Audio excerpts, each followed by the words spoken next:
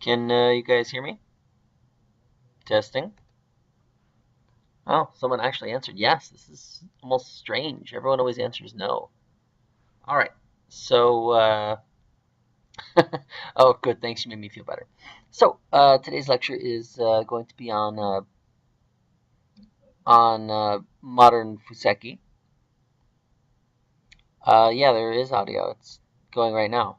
Um, yeah, today we're going to look at modern Fuseki. You could almost call it a sister lecture to a lecture I gave on new opening moves and also on the new opening moves lecture. We're going to be talking a lot about the joseki that go along with the new Fuseki. It's kind of hard to talk to one without the other. So, with that being said, let's get started. So the first thing we're going to look at, this particular opening, of course, is not new in the slightest. It is rather common, but the continuations from it, there are constantly new ones being invented. And that's what we're going to take a look at right now. So there are a lot of things you can do in terms of playing on one side or the other of R10, but in modern times, what you often see is tanukis.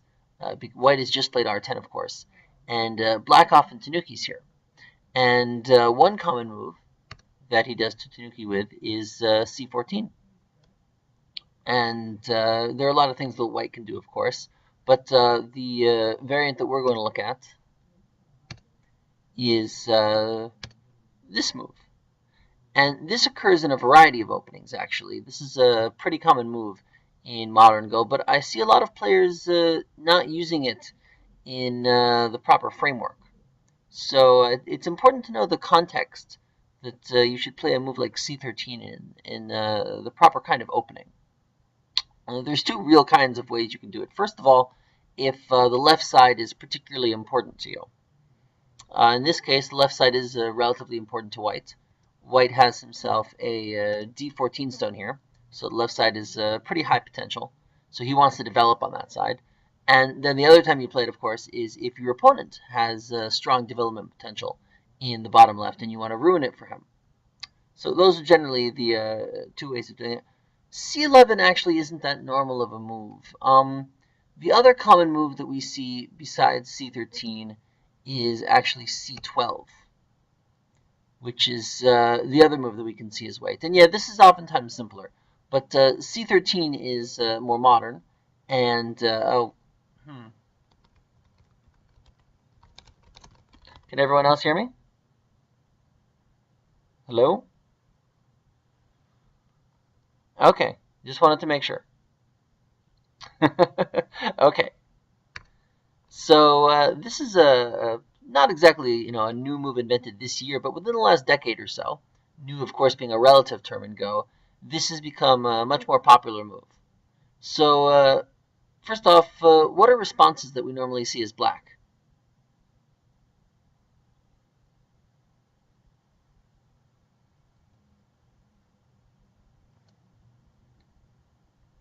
Let's see, we have C17, D13, B13. Ah, all good moves to look at. Oh, and what was that? D15.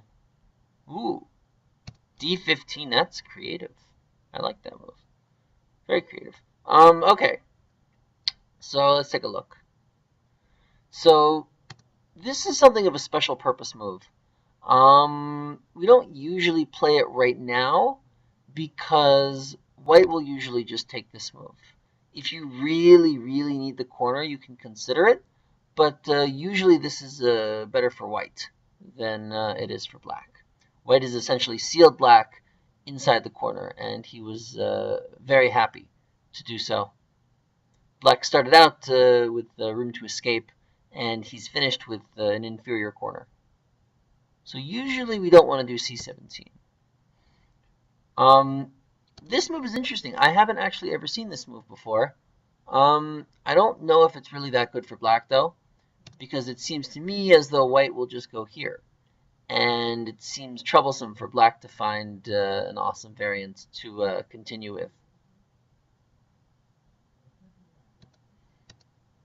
This is not usually an ideal move. It is played sometimes, but white can usually, well, the simplest way for white to play, or at least one simple way for white to play, is to crosscut. And then black has a variety of things he can do. If black just plays very, very simply, it usually turns out better for white. White will just play on top, and then either c12 or something similar to this move. And black is pretty squashed on the bottom and can't really be too thrilled with his result. If black wants to make it more complicated, actually, black can be a bit fancier and play like this, try to counterattack. And black is basically giving up the corner, but in exchange, assuming of course he has the ladder, he gets this 2-stone sacrifice. This is usually considered a little bit better for white locally, but it really depends on the situation. Sometimes this is just great for black. I would like this more for white because yeah, white essentially gets a free move to threaten the ladder with. Yeah, p5 or something similar to threaten breaking that ladder, especially the sente, which is nice. So I would probably like white a bit more doing this. But the most common move that we have black play, and the one that we're going to be focusing on, is d13. And then white generally has one response at c12. And here's where the new variant really kicks in. So the old-fashioned, and I say old in quotation marks, the old-fashioned variation here, who knows the classic way for black to play here?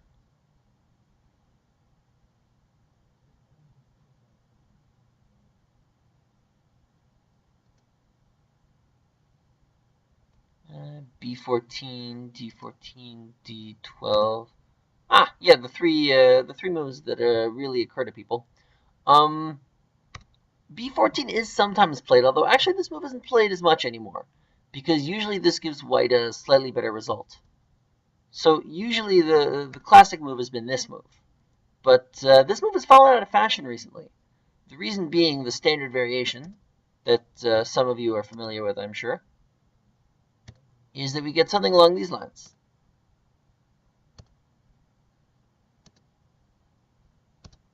And the problem with doing this is that black still has a really, yeah, this is usually considered slightly better for white, because black has a really frustrating weakness here. Those 3 stones of black's might end up floating in a sea of white stones later, especially if, potentially later on in the game, white gets a move like e9.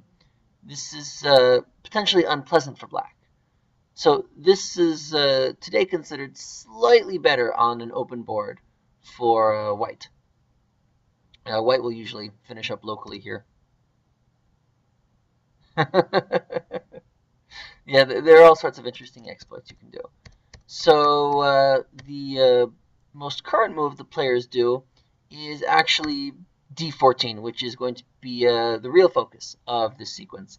And so the question is, black has, of course, done this to attempt to prevent white from taking that really annoying b14 move in sente. So the question is, what does white do here? What's white's moves against a move like this? We have a c17 suggestion, a d12 suggestion, and a d10 suggestion. Well, that's pretty vicious. So the most common one actually is c17.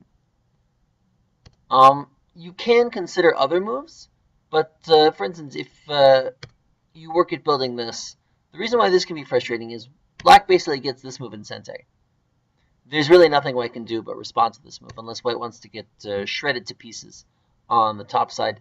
And this leaves white a little bit annoyed, because white's 3 stones aren't that thick. So black can do all sorts of things on the lower left right now to attempt to split white in half, and might not be very pleasant for white to deal with. So usually we don't want to do d12, although depending on the situation, if you can build enough in your lower left, you can consider it, but it's not I guess you would call the most common move. It's not, you know, an all-purpose, well-rounded move. Um, oh, this move is, yeah, same idea. It helps white a little bit, but, you know, once again, black's just going to take this move in sente. And now white's shape is still kind of incomplete. You know, at a minimum, black could consider doing this, which is kind of annoying for white to deal with in terms of undercutting his shape. So generally speaking, what we see is white directly defending at C17. Because since black's going to take C17 in sente at this point, and we don't want black to easily make a base, it's pretty easy to see why it's a good move.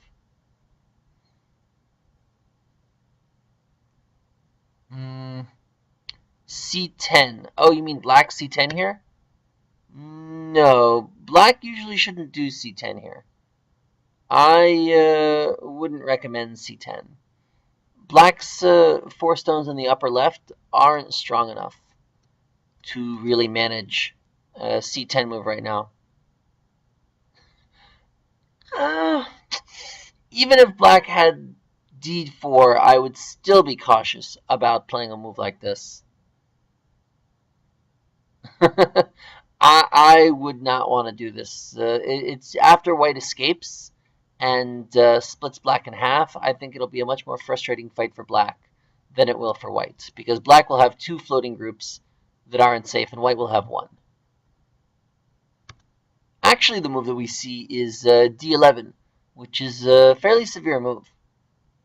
And the mistake I see a lot is in responding to this move is white. What do you guys think? What should white do here?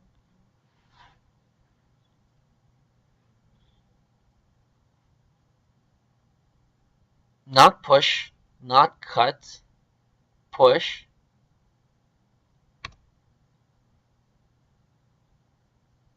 B10, B9. Ha. Ha is an interesting move.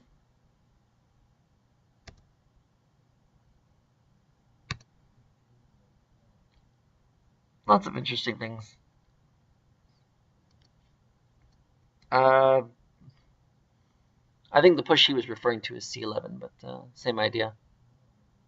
And C9. That's interesting. A lot of interesting moves to look at. Okay, so let's look at the simple push first. This usually isn't good for white. Let's see why. The main problem is that black is just going to hane. And even though white gets to push in here and make black's shape a little bit thin, white now has no choice but to play a move like B10. And then white can crawl out like this. But black still gets those 2 moves in sente. And then black can basically fix his shape. And white can manage to get out. But this is a little bit more favorable for black than it is for white. Because first off, black has sente. And second, white's kind of a dumpling. So this is a little bit favorable for black. So white doesn't usually play C11. So I mean, a black could spend his final move to fix. That's a good question. Black could spend his final move to fix if he wanted, or he could treat these 3 stones lightly. These 3 stones are not absolutely important for black to win the game. So, and since the board's so open, black could consider a tanuki at this point. So this move is actually which one? Oh yeah, this move is feels a little bit passive. I think it's going to be problematic for white. If black continues to play aggressively, for example, this seems potentially pretty frustrating for white to deal with. And even though black's shape may look a bit thin, white is on some real problem. White is really being pushed low and has to make sure that he lives before he can do anything else. Then this move kind of gives up a lot. Yeah, with this move, you're basically giving up the 2 stones that you started with, and giving black some pretty thick group over here. So I would not recommend c9. Same idea with this move. It just seems way too thin. There's all sorts of cutting points that black can mess around with. At a minimum, if black wants to be passive, black can do this move. At a minimum. Oh, what was that? Ah, good. Yes. So this is actually the normal correct move in terms of what white should be playing. And, it looks bad at first glance because it seems like you're just giving what black a free peep, there being 2 cutting points after black pushes in at c11. But it's actually problematic for black to immediately decide what the best answer is. So first, black generally needs to push, and white, of course, has to respond. And now black has a number of choices. So if black goes in here, white can really just capture the stone.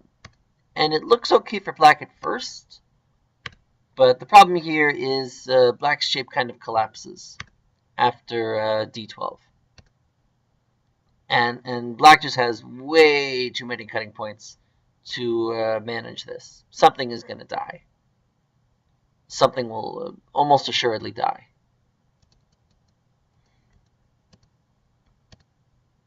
So the other move we can look at is the other side cut. Well, if white captures directly,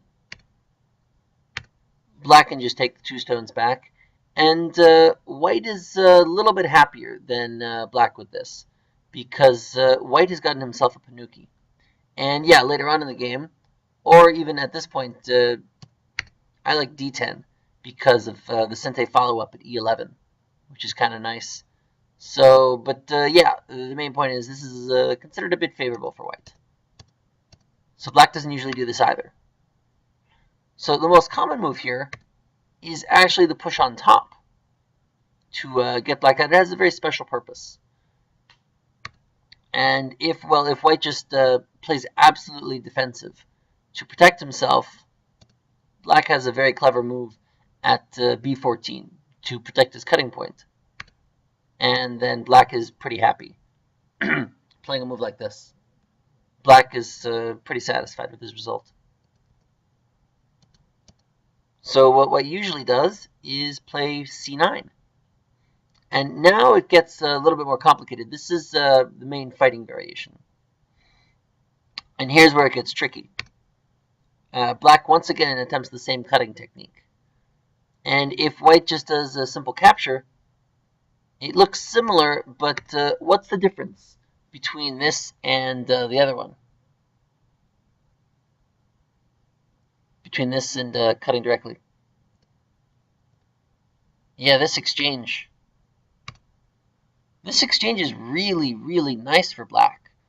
I mean, if we change the move order up, had black attempted this from the beginning, and even assuming black got Sente to play d10, at a minimum, white would just respond at d9. So this is, yeah, so this is a really nice exchange for black. So this makes this possibly even, but more favorable for black than the other way, at the very least. If white wants to fight back, white has a number of techniques he can consider. White can c12. Oh, you mean b12. Yeah, if white wants to fight back, he plays here. And this is where it can get more complicated. Because black can now push out here. And then white can push out.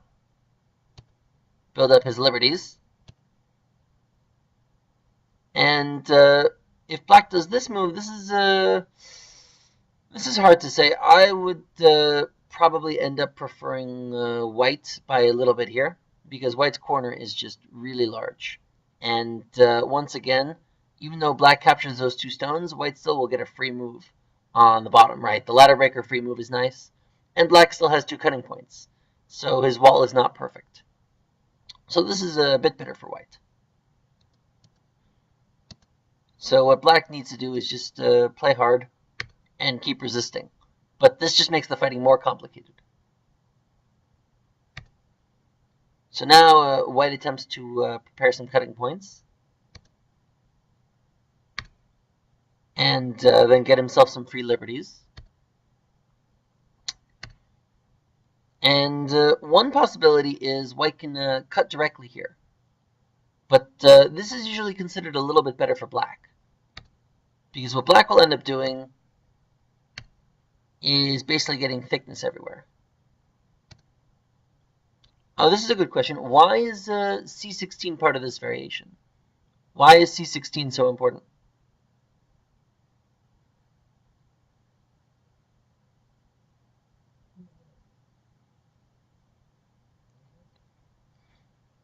Anyone have any idea? A ko, huh? Ah, where is this ko?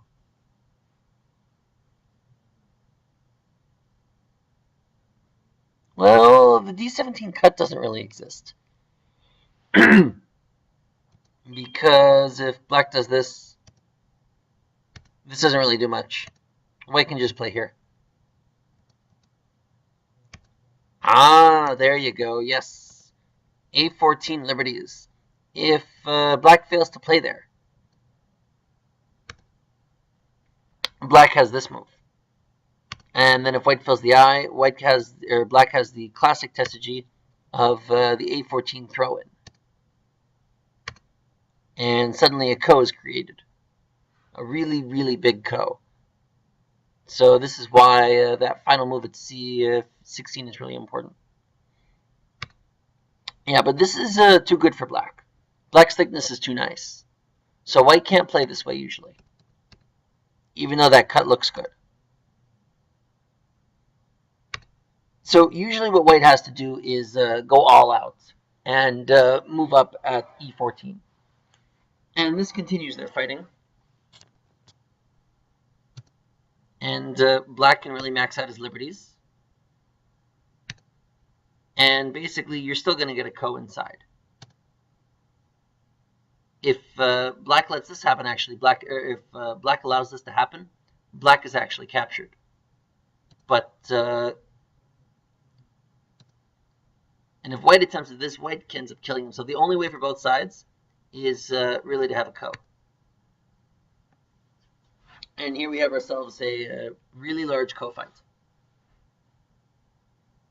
So if you want to resist just all the way as white, you can make a massive, massive, massive ko fight out of this. But all of this comes back to this move, and especially black's move before it at D10. And this is what one of the more modern fighting variations. Yeah, we should all go play on Taijum. So yeah, this was the first variant we're really going to look at. So the next one is not micro Chinese, but mini Chinese. And this is not as new as micro Chinese, which I'm sure many of you have seen. But there are still new variations being made out of the mini Chinese joseki. It is still played, as is micro Chinese, and still pretty worthy of study. So what we're going to look at here is white playing a pretty classic move. What is, who knows actually, what is the most common white move here? There's nothing crazy or complicated. Yeah, R10.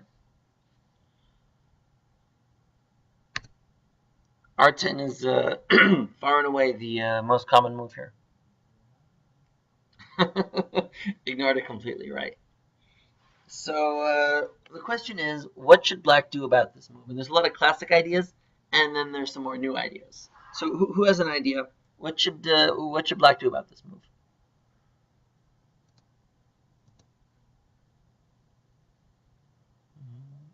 R8, R12. With two simple ones on either side.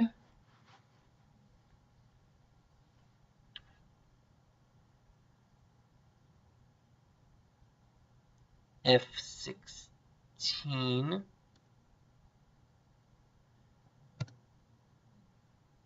P4 and R14. Lots of fun moves. Oh, and Q9 directly. All right, let's take a look at some of them. So this move is considered a little bit too soft. It leaves white with a lot of flexibility in terms of how to handle his stone. Usually what we see is something more severe. The more classic move is actually a compromise between the two at R13. The idea being you don't want to give white a one space extension upwards if you don't have to, but you also don't want to give white a counterattack later.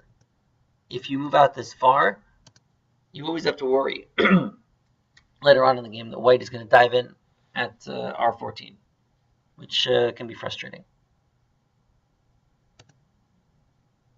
So R13 is the most common one, and then white will generally respond at R7. And then someone suggested Q7.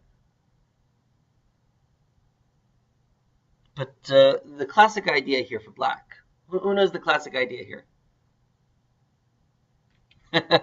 Yes, Q6. Q6, and this is the, I guess what you call this is the standard, the old-fashioned standard mini Chinese variant when your opponent plays R10. The idea being build a gigantic lower right and stop your opponent from approaching. So one variant among many is the white slides and black pushes.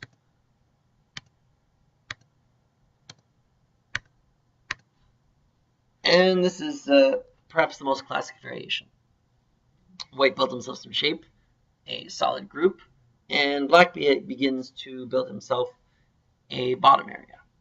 And this is still considered even.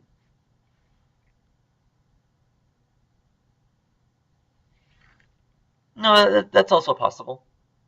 Probes are also possible, sure. But this is the most classic variation.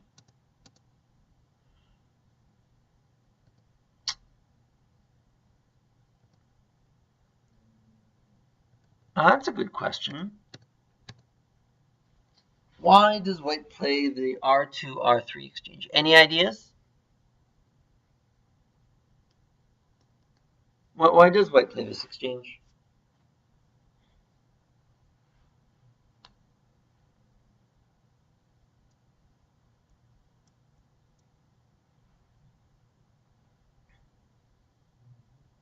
Yeah, endgame in AGA is basically the main reason. S2 sometimes, but in this case, S2 is hard to make work. The idea being is, yeah, first of all, you want to leave some AGA. It leaves some co-threads, it leaves some AGA. You might do S2, but more common would be, for example, if you manage to launch an attack against L3, if you had a stun at O3 later, yeah, then you could threaten to connect out R2, which is nice. Also, the other idea is R2 is 100% Sente right now. You know, if there's something big enough on the board, it's within the realm of possibility that black just ignore the move as just not being big enough and just give you the corner. But right now, black has to respond because he wants to continue threatening white's group. Exactly, that's why, because black has to reply right now. Yeah, later it might be too small. Black has to respond right now. So this is the classic variant. But we're going to look at some other examples, or some other variants. So the move that came out after this one, another idea to try to get black a better result. The idea that was come up with was Q9. And the idea with this move, well, I should say the ideal for black. Yeah, I do need I have a glass of water. My throat's a bit sore. I don't know why. Yeah. What can I say? Anyway. So, yeah, if white responds so nicely to black, black is more than happy to respond like this. And this is what black wants. This is considered a bit favorable for black. Yeah, big wall, and white really isn't left with anything special. This is the ideal for black.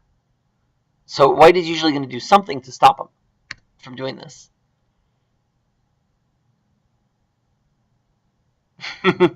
Yeah, enjoy your 10 points. Something like that.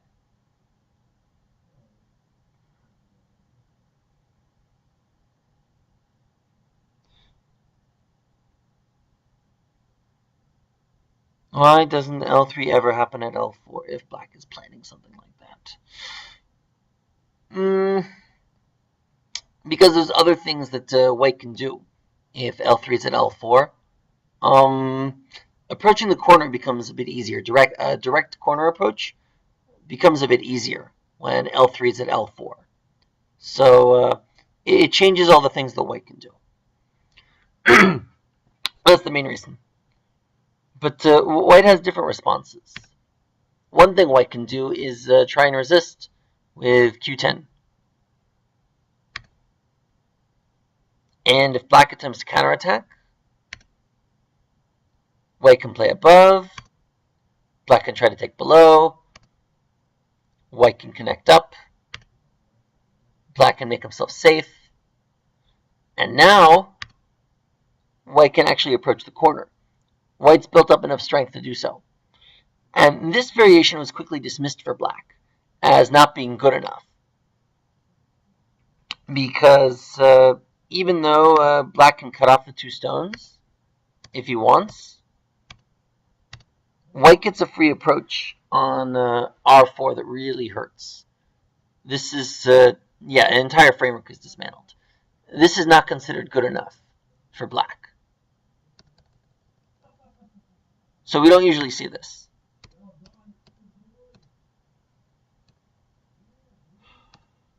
Instead, what we see is,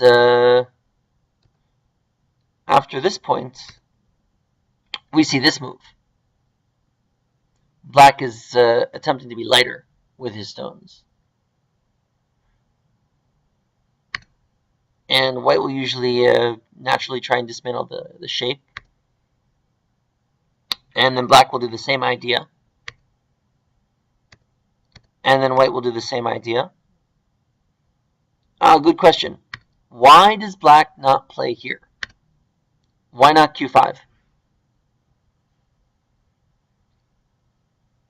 Yeah, Q4. That cut is really, really painful. Black can't play P4 because his corner is captured. And if black does this, this is really painful for black. White doesn't even need to do anything complicated. White can just play very, very simple, and black is dissatisfied with his result. So black can't do that.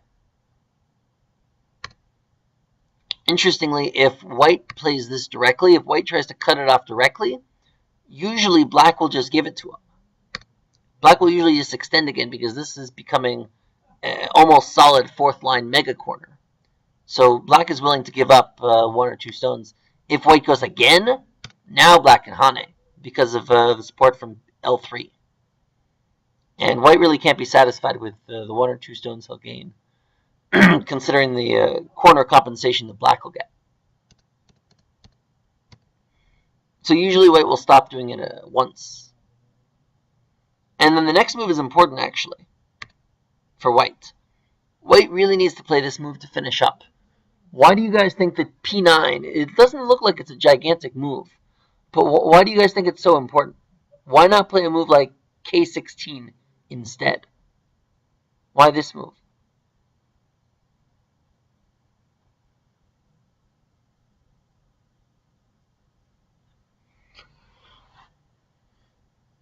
Yes, it certainly settles white. And the bottom right, yes. The bottom right is the key to this Fuseki. The other reason is it's reverse sente. If black gets this move, white has to respond. Not only that, but even though black is maybe a little bit thin, this is almost looking like a wall here. I mean, black can essentially get this move in sente now. And suddenly black has a whole new moyo for himself. This is absolutely unbearable for white. So white usually needs to finish up by wedging in here. And this is considered playable for both sides, actually. and yeah, it's almost territory. This is considered playable for both sides.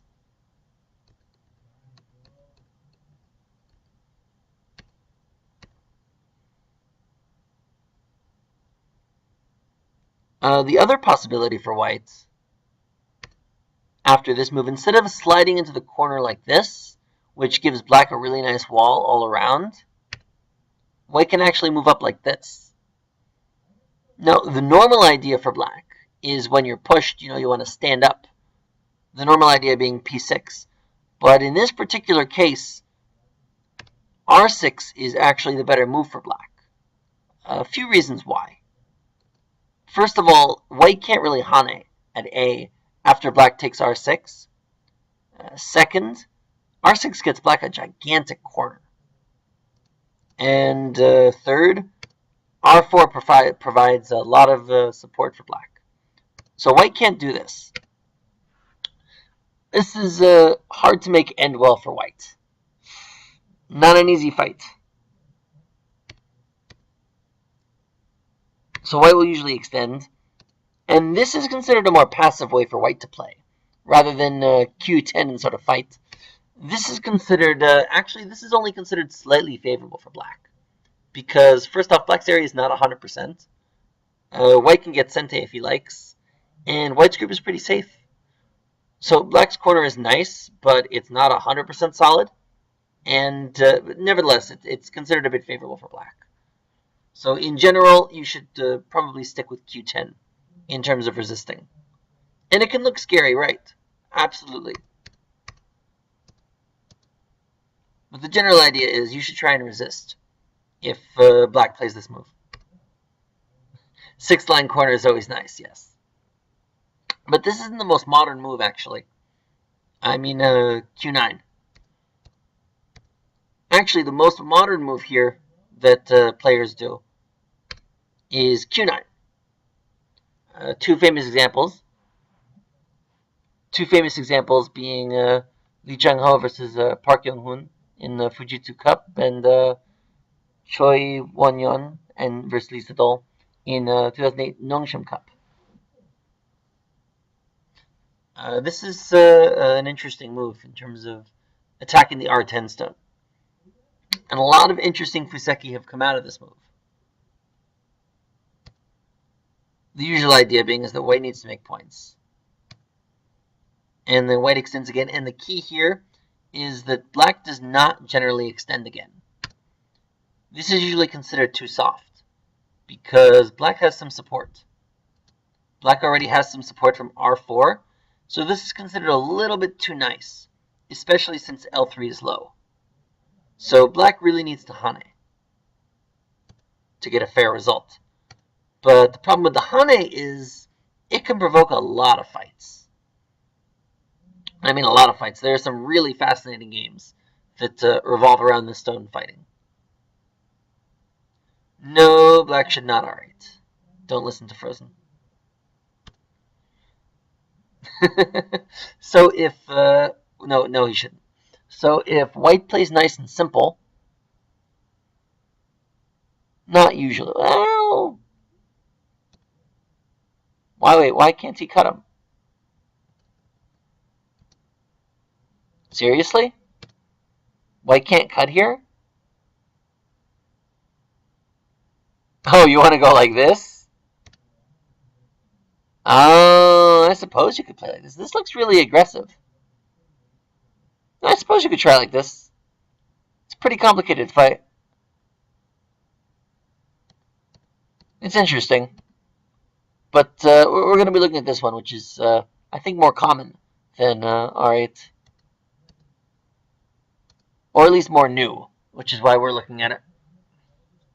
So, If white ends up playing R13, what should black do? Any ideas? Let's see, we have R15. Yes, yes, they do, Frozen. We have Q7 and S7. Good moves to look at, one and all. So R8 or R15 certainly gets black the corner, but the problem is it really kind of leaves black's other stones on the bottom kind of helpless. Even if white just wants to play simple, I mean, even if white just plays this move, this can get white a substantially larger corner, or at least squeeze white out some more points. If white plays this is just frustrating for black. The R13 stone really makes white worry a lot less about his R10 stones. So this is not an easy fight for black to play.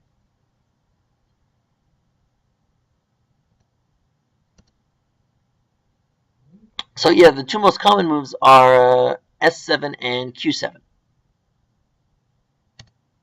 S7 being the more aggressive move, and there's a lot of variations here that have been studied in terms of what to do as white.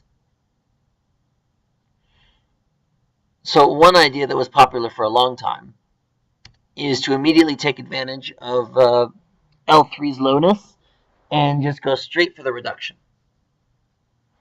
And this is actually possible. White can get a playable result from this, but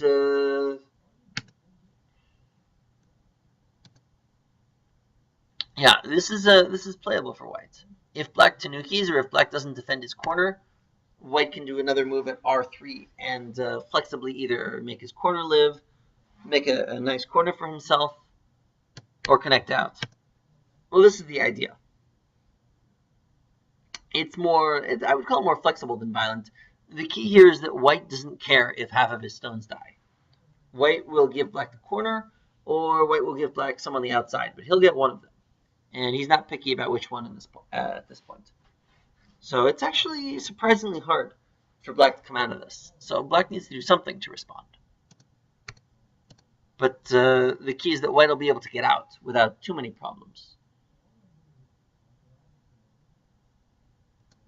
So that's one idea. The other common idea, A isn't really that common anymore. The other idea is to directly cut here and basically start a complicated fight. The idea being, since Q16 is not protected itself, it can't really attack R13 that hard. So because R13 isn't in that much danger, white can fight pretty aggressively against black. So 08 is pretty standard, and P7 is pretty standard. And here's where a lot of variations pop up. So if black plays the simple move at 07, white has a very, very important next move that he needs to be able to find. Any ideas? What is white's next move?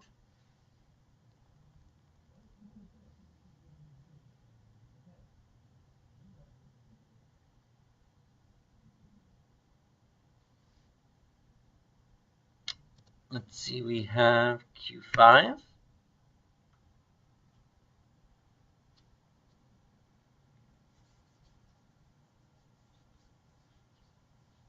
Anyone else want to give it a try? Anyone? Come on.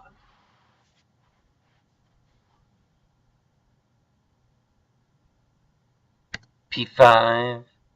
Oh, Q4. Well, Frozen, you hit it on the head. Yeah, this is Q4 is actually a really good shape move sometimes in terms of using your stones. Yeah, it's a really good move. So if black tries to counterattack on top, white can usually just respond like this. And because of his two stones, it's hard for black to really play aggressively here. Alternatively, white can just ignore his two stones and just go directly into the corner without any fuss. and just live in the corner nice and simple, essentially giving up his 2 stones. On the flip side, if black goes in here, white can also do hanes to really harm black's positions. I really like this hane here. This is rather painful for black to deal with. If black saves his 2 stones,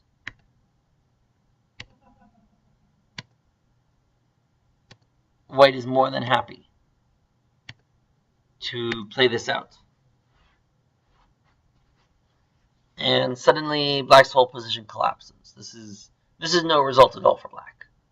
Absolutely unplayable.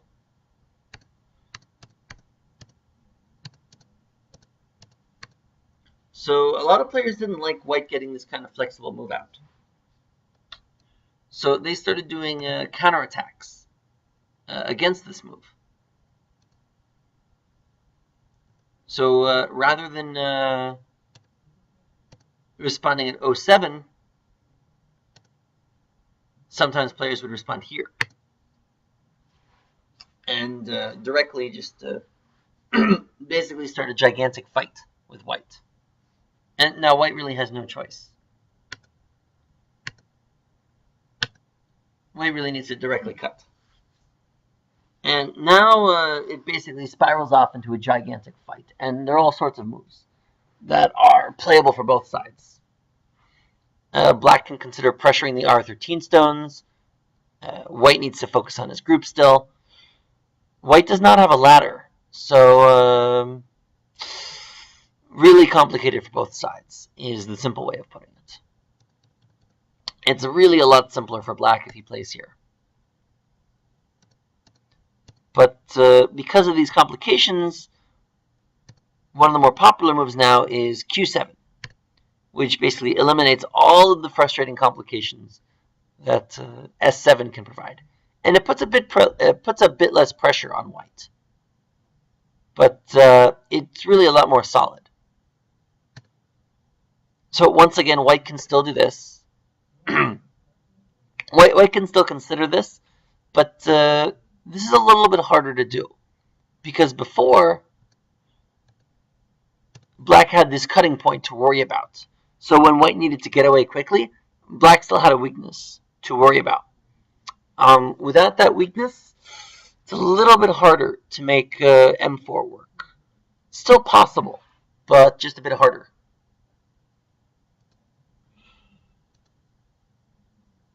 Another idea is, can black go in directly? Yeah, black can counter more severely. This is not a good move for white.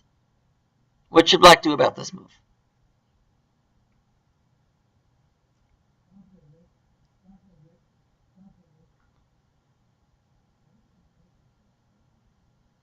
Lots of choices. R3, Q3, O4.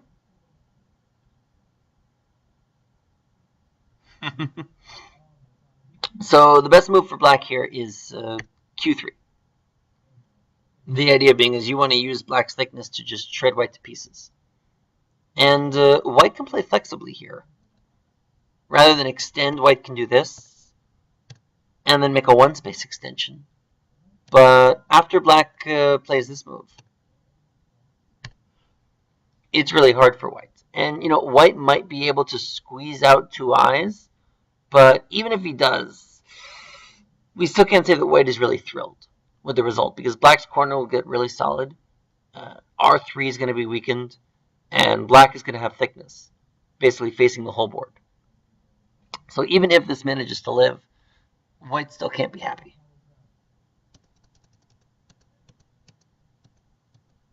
O4 is a bit too nice, I fear.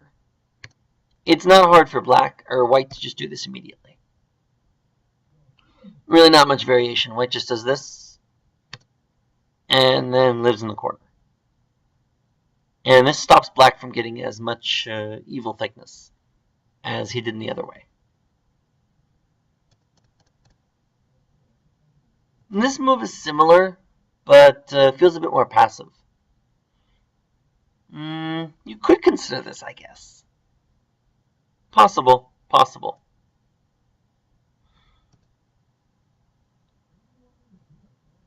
So because of this, White actually began playing other moves as well, because M4 was a little harder to make work, and because White can't easily invade, White actually started playing different variations to try and stop this variation for Black. So one interesting idea for White is to play this move instead. Rather than extending directly, White goes up and takes Q10. And if Black plays, say, the same move, what can White do now? Yeah, White can stretch out one space further, which is a critical space further. There's a huge difference between the pressure R13 and R14 puts on Black's corner. This is almost Sente, and White can be a lot happier. His group isn't going to have any eye problems, and White is likely going to be able to get Sente to play O10 or something similar to reduce Black. So this is what White wants. Black, of course, doesn't have to oblige him. Black oftentimes will be a little more aggressive in his response. Actually, this move is a fairly popular response for Black. The idea being either Black can try and connect out, or Black can, if White attempts to come out, later on, Black can take a move like S12 and just stop White from getting eyes. So if White plays passively, if White takes the passive way out, he can live, but Black is pretty happy.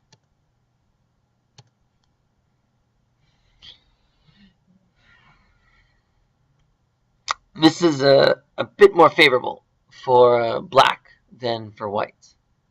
Black's fairly satisfied. His wall is nice, and White isn't exactly doing amazingly well. So the most common thing to happen from here is the fight. White basically directly jumps out and is now horribly threatening to play P7. Black has no choice but to stop him. And then White counterattacks Black back, now that White has jumped out. And so the fighting continues. Black jumps down to separate White. White jumps out. Black jumps out. And now you have what can only be described as a battle royale. Everyone has two weak groups. They are all floating.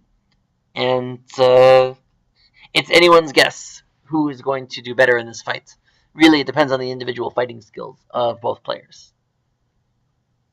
A lot of aggressive things can happen.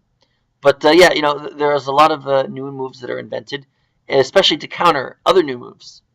Each time each side is trying to best the other. So whenever any side finds a potential counter move, they try and come back and invent a counter for that.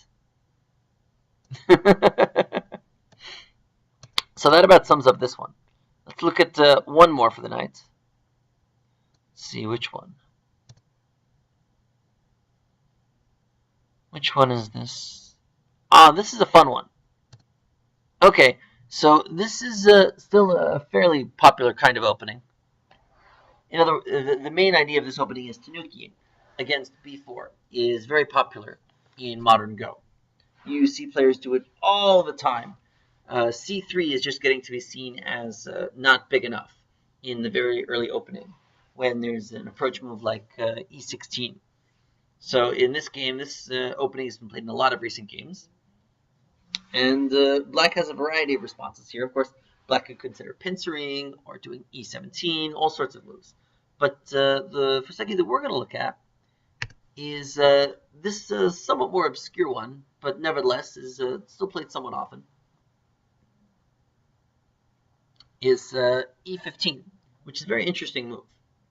So White will usually respond with the Hane, and Black will come back, and who knows, what is the standard joseki here for White now?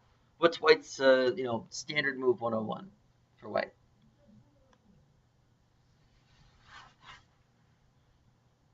Anyone have any ideas?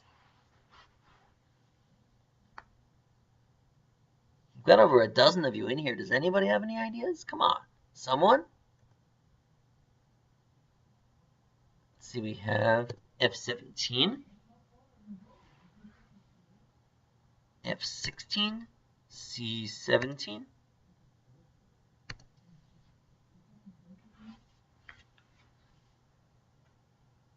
Good moves to look at. Oh, and G16.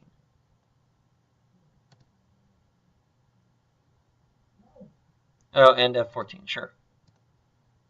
All right, so let's start. So this move isn't usually joseki. The reason being is it gives black a really nice move. When black takes F14, it's hard for white to resist. White basically has to play this move. And then black can basically hane again, or push again, and white has little choice but to respond. And then black can take a move like D17. And white isn't particularly happy.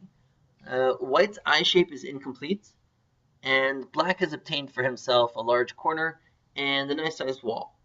So this usually isn't good enough for white. So we generally can't play F17.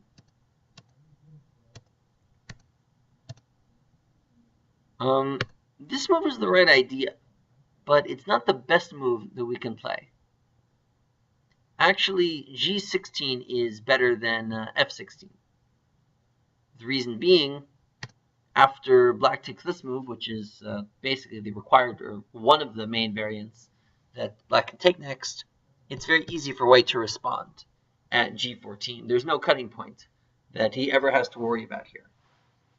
So this is one of the main variants. Let's just look at the other two moves.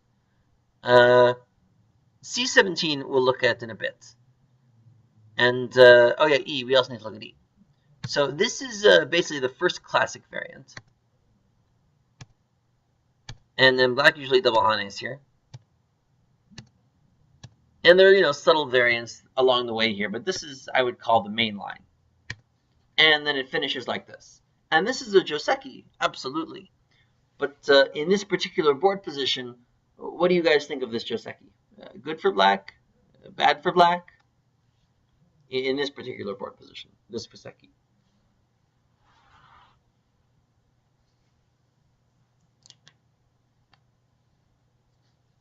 Good for black, good for black. I was trying to be implicit for the Q players, Frozen, but I know you like to answer.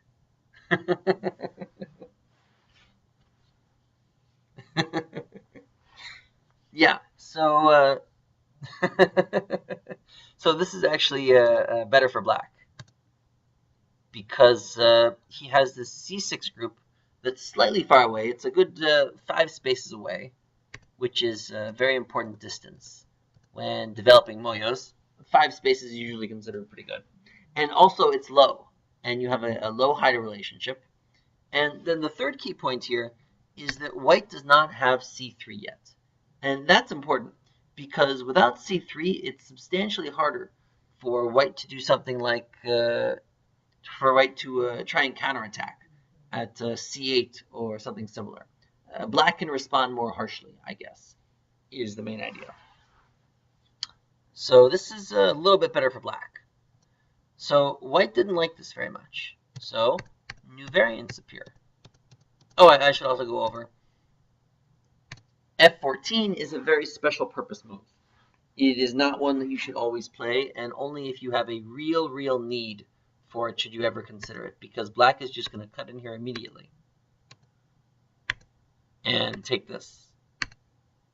And now white is left with awkward shape. He still has a cutting point here, and black has just been given a gigantic corner. So this usually isn't good enough for white. This is technically a joseki, but it's a very special purpose joseki. Not one we want to play every day. So the new variation that has been experimented with in the last 5 to 8 years is, as Frozen said, C17. And this is a new style move. And there's been a lot of experimentation with this move. The idea being is that you don't want to give black a gigantic super wall. or at least a gigantic perfect super wall. Because the other way, in the regular joseki, black's gigantic wall is perfect in its shape. I mean, it has no shape flaws, and it just radiates raw power. So the idea with this move is maybe white can make a corner for himself, and maybe black's wall will be less developed. So what white is hoping for, white wants radiates raw power. Yeah, something like that. What white wants black to do here is play b17. This is what white wants. White's intention is to get this variation. And this is a bit more favorable for white than the other way. Even though black gets something of a wall, the wall is very different. First of all, the wall is much less powerful. The shape is slightly more awkward. There's still a peep/cutting point here that could be abused. White is also sharing a chunk of the corner now, which is nice for white. And the wall's further away from black's c6 stone. So it's a lot easier for white to nudge his way into the left. But so this is considered too good for white. Black generally can't let white have this. So black has to resist in some way. So when white goes here, what might be a possibility for black to resist? Besides frozen, of course, because frozen shouldn't be answering.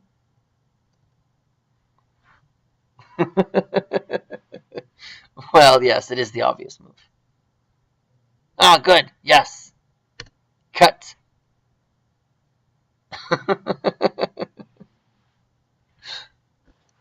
Yeah, the cut is definitely one possibility that you can look at. White basically has very few responses. The only real response that white has is e17. And from here, there's not that many variants.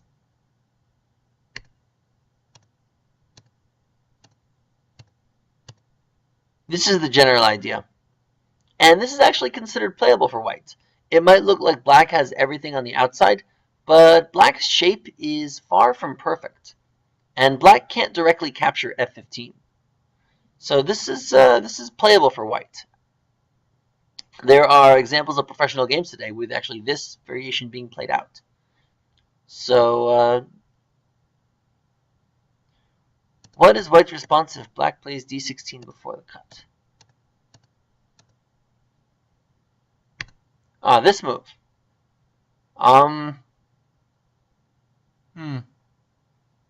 Probably this. Probably just, yeah, simple block. Seems fine to me.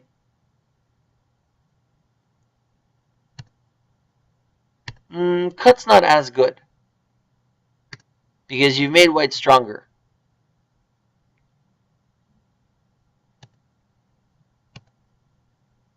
The same basic thing can happen here.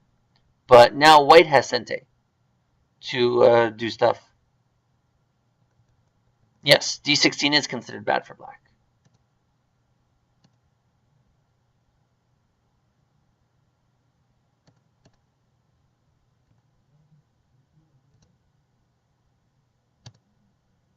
So this is one possibility. But another one that's been experimented with a lot is actually the hane on top. And this is really what we're going to be looking at. So the idea with this move is to stop white from quickly making a live corner shape, and instead just continue developing outside in an attempt to build up the left. So the first thing that oh, good. Don't say bad things about yourself, though, Merrick. So the first type of response that white would try when this move was first being played was d16. This was the first move that was considered. And this is possible, but black is usually fairly satisfied with this result. Black can still do a lot of damage to white's corner, and black's shape is pretty thick. And yeah, that too.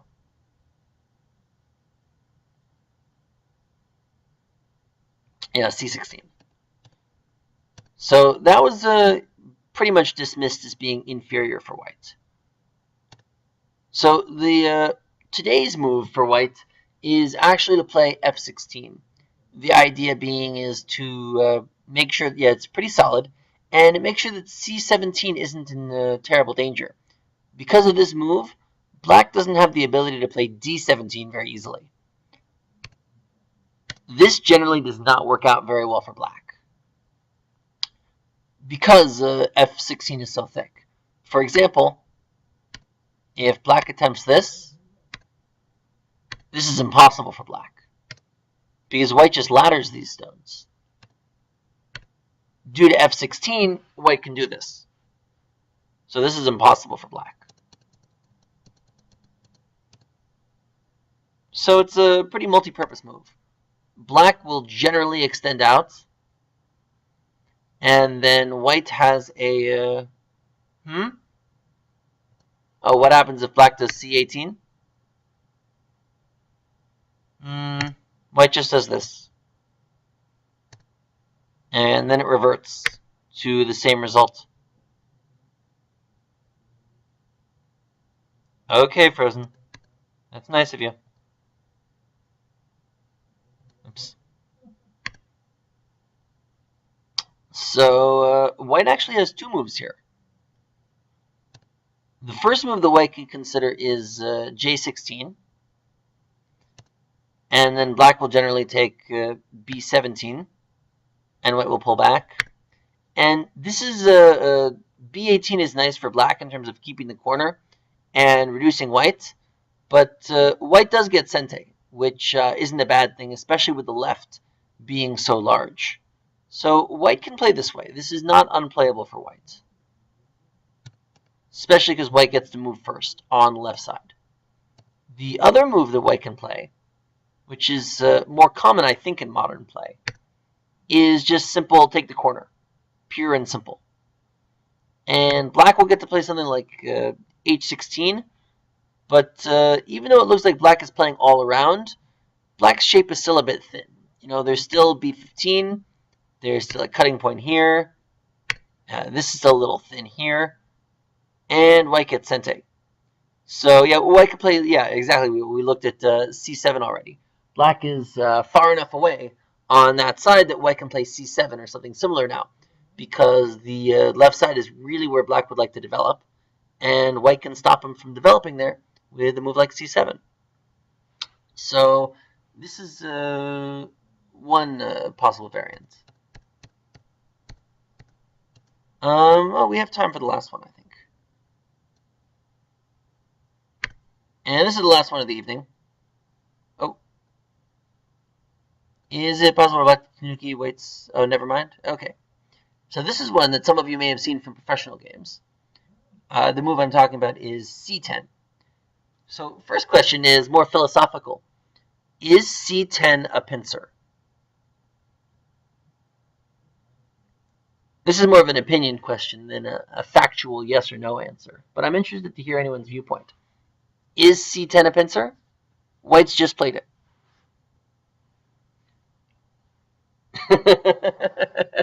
Frozen's answer doesn't count.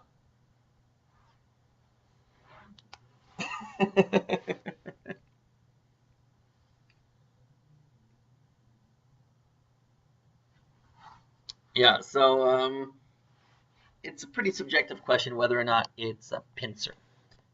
Of course, the key argument for why it's not a pincer is that it leaves black a full two-space extension left over. How could it be a pincer if it lets black extend? Light persuasion. So I guess it would be more safe to call this move. It would be more safe to call this move a pressuring move than a true pincer. But it's a subjective question. So what white is looking for? What's who can tell me? Take a guess. What's the motivation behind playing a move like c10? Why would you play a move there rather than a more severe pincer? What's the point of it? Does it have a point?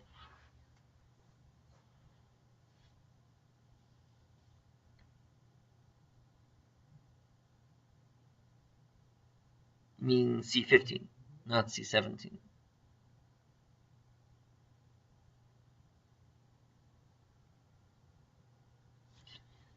So yeah, one of the key points is that yeah, it's a great development stone for the bottom left. You know, if white plays a pincer closer, it's no longer that ideal 5 space distance. It becomes 6 or 7 or 8 points.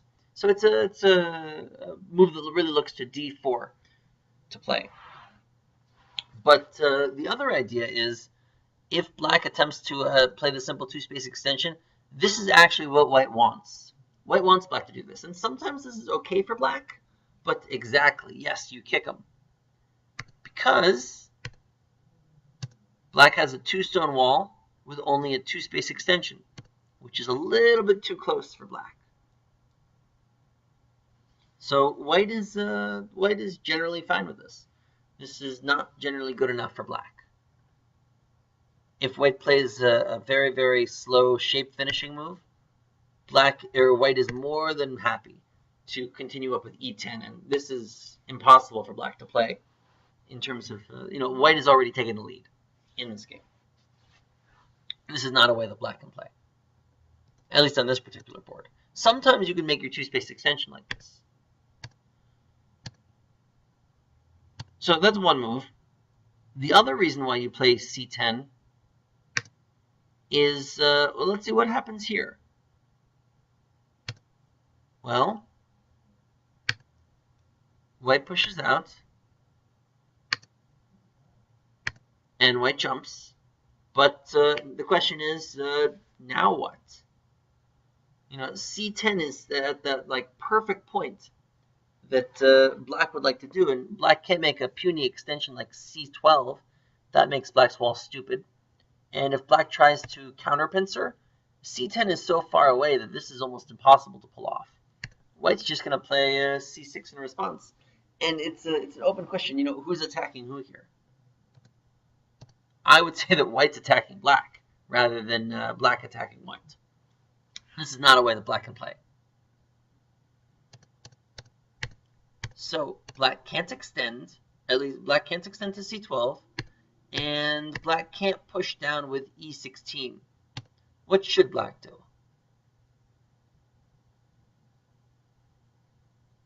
Black should f6. Oh, don't start Taisho with me.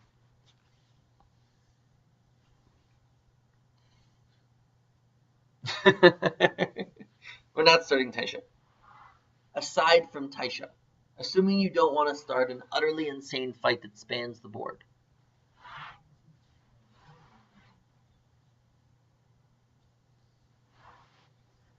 All right, you can consider Taisha if you like, but we're not focusing on Taisha. Okay, so yeah, the other idea is try and do something to live in the corner. And this isn't a bad idea, but the problem here is that, first off, c10 is putting so little pressure on black that black actually doesn't immediately need to make 2 eyes. C17 is a really good move for making 2 eyes quickly, but the downside to it is that because it attaches to d17, it makes white stone a lot stronger quickly. I don't know if I like the Tanuki that much. But yeah, so you could consider this move, but this is really too nice to white. White's just going to make himself pretty strong, even if white plays out a very simple variant, like this.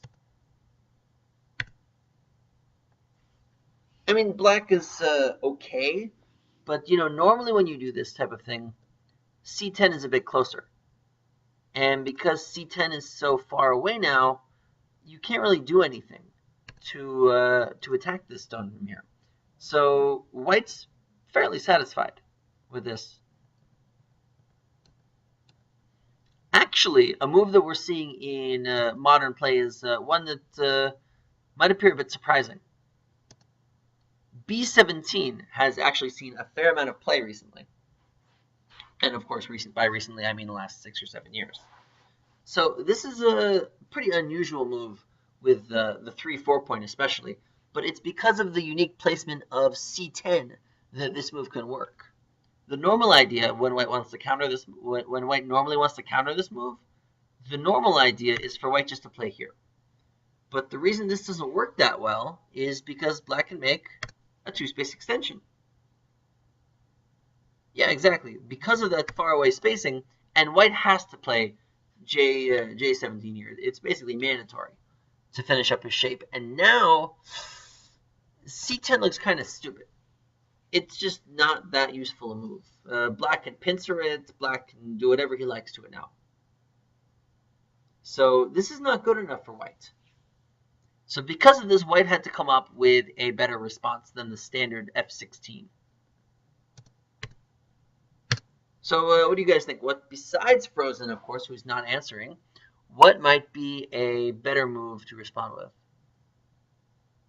Ah, excellent. Yes, C13 is the standard response here, actually.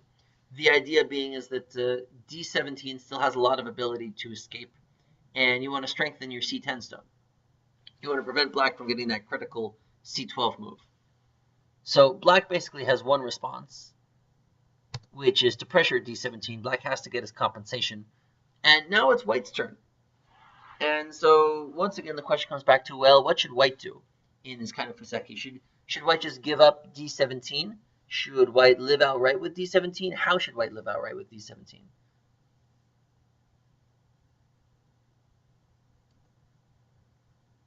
See, we have F17, G17, Tanuki.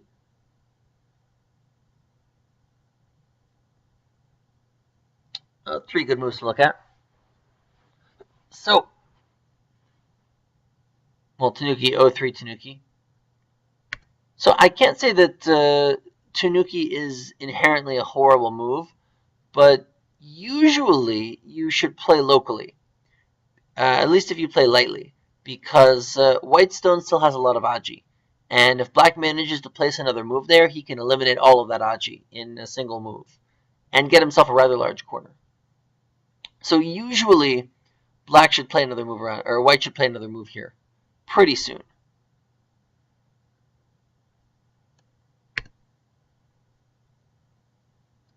This move usually isn't a good idea because black is just going to play here. And now black is usually satisfied enough with this result. This move doesn't really work well for white, depending on how black plays it for himself. When black goes up here, black's next move is very important. What should black do?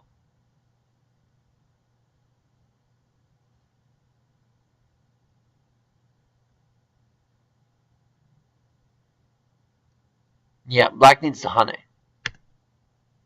Hane is very important here. If white just crawls, this is going to end up happening. And black is fairly satisfied with something like this. Well, white's group is alive, but not exactly thrilled. If black just extends, this is too good for white. What white has done here is white has managed to make two groups on both sides be out in the open and safe, and black still has this one kind of floaty group in the middle of them. This is absolutely unacceptable for black. For black. Absolutely unacceptable result. So, one thing you do have to watch out for is the crosscut here. This can start a lot of complicated fights. If black plays properly, in general, black should manage to get the better of white in these fights. But they can get very complicated. We got to end in a few minutes, but I will look into making some SGFs out of what can happen in this fight, if anyone wants to take a look at them. But the more common move here is F17 by far. Slightly lighter move. And once again, black pushes in. And once again, black has that same choice that we saw earlier.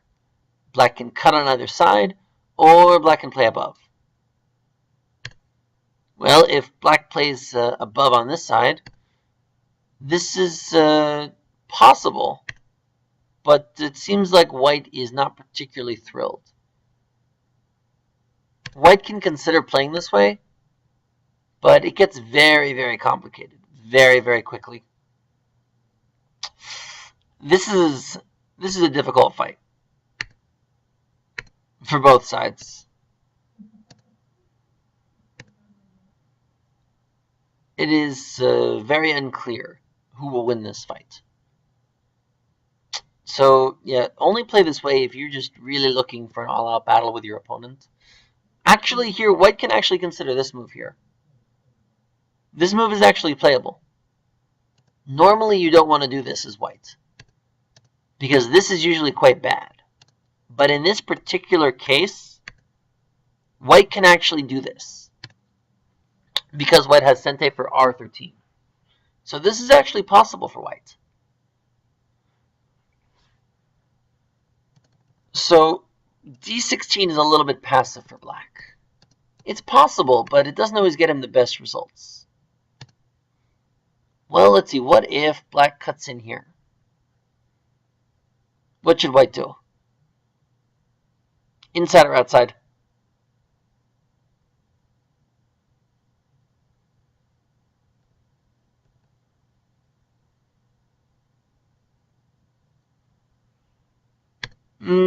Outside is a little bit too nice to black.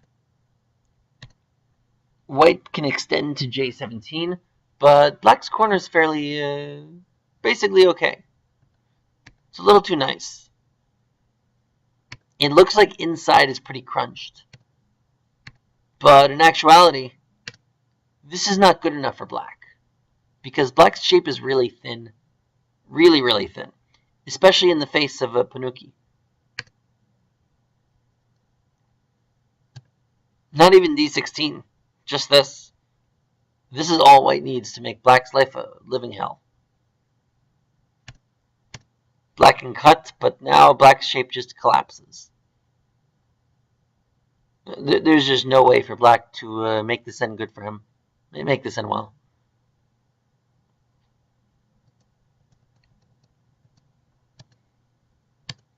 So black can actually do that. It just doesn't work out well for him. So what black really needs to do is play on the other side. Something along these lines. But this is still a little bit, it feels like you're being a little too nice to white.